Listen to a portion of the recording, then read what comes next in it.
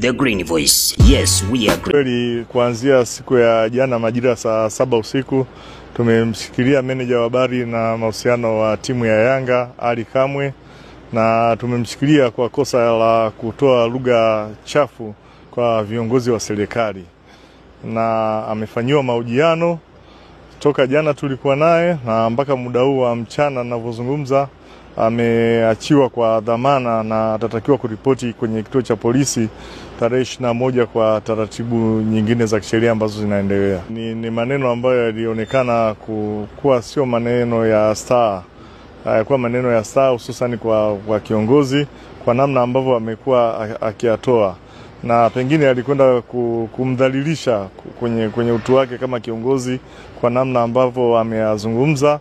Lakini ukisikiliza kwa makini unaona ametaja mamlaka zake za uteuzi.